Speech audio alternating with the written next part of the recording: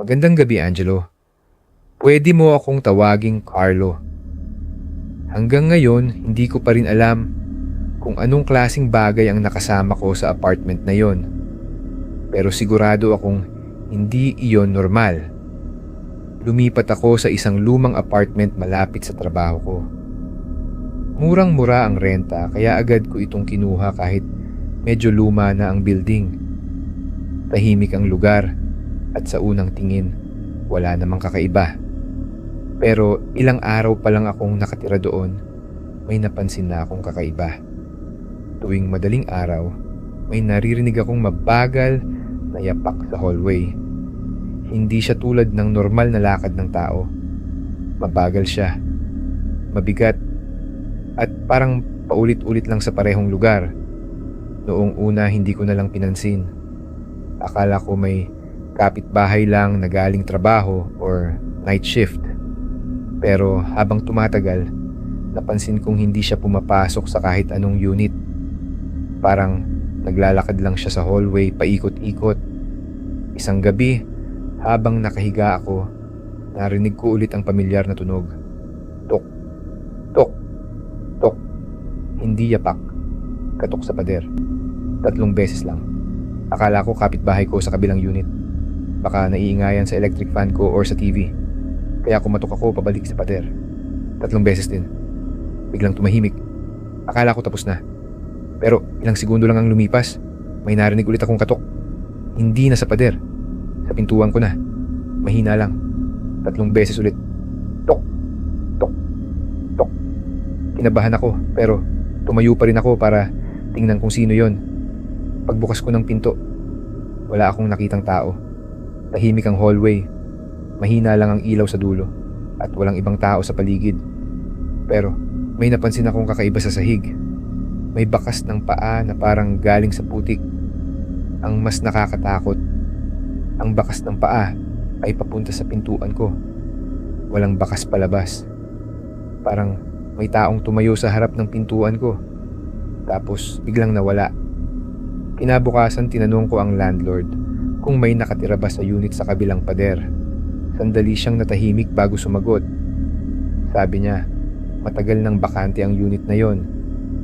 Noong sinabi niya yon, parang may malamig na hangin na dumaan sa likod ko. Kasi kung walang nakatira doon, sino ang kumakatok sa pader gabi-gabi?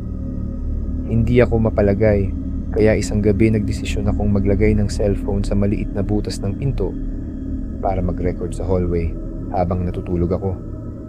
Gusto ko lang malaman kung sino ba talaga ang naglalakad doon. Kinabukasan pinanood ko ang video. Sa unang ilang oras, wala. Tahimik lang ang hallway. Pero bandang 3:00 ng madaling araw, may nakita akong gumalaw sa dulo ng video. May isang lalaking naka-uniforme ng guard na naglalakad sa hallway. Mabagal. Halos hindi gumagalaw ang katawan niya habang naglalakad. Nakayuko ang ulo niya, kaya hindi ko makita ang muka. Paikot-ikot lang siya sa hallway, parang nagbabantay.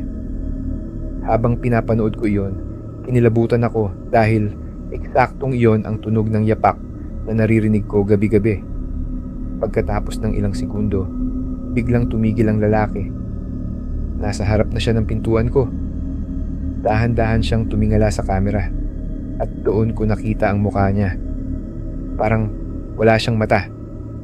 Madilim lang ang parte kung nasaan dapat ang mga mata niya. Parang 2 itim na butas. At habang nakatingin siya sa camera, unti-unti siyang ngumiti. Halos mahulog ang cellphone ko sa takot. Pero habang pinapanood ko ang video, may narinig akong tunog. Hindi sa recording, sa totoong buhay. Tok, tok, tok. 3 katok sa pintuan ko. Nanigas ang buong katawan ko. Hindi ako gumalaw, hindi ako nagsalita. Pero may narinig akong mahinang boses sa labas ng pinto. Mahina, parang paos. Binuksan mo na ang pinto kagabi. Huminto ang boses ng ilang segundo. Pagkatapos, narinig ko ulit. Ngayon, ako naman ang papasok. Doon na ako tuluyang natakot. Kinabukasan, agad akong nag-impake ng mga gamit ko at umalis sa apartment. Hindi ko na kinuha ang deposit ko. Ayoko nang bumalik doon kahit kailan. Habang palabas ako ng building, may nakita akong lumang larawan sa lobby. Larawan ng dating security guard ng apartment.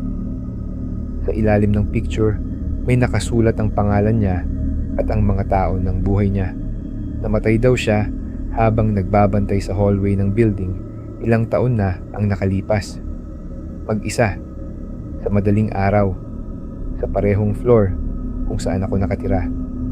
Hanggang ngayon, hindi ko na pinapanood ang video na yon.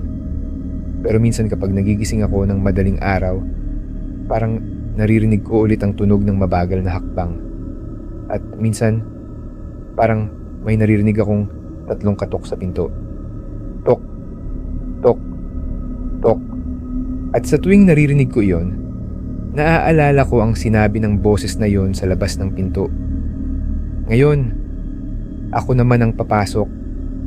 At hanggang ngayon, Angelo, hindi pa rin ako sigurado kung talagang nakaalis ba ako sa kanya.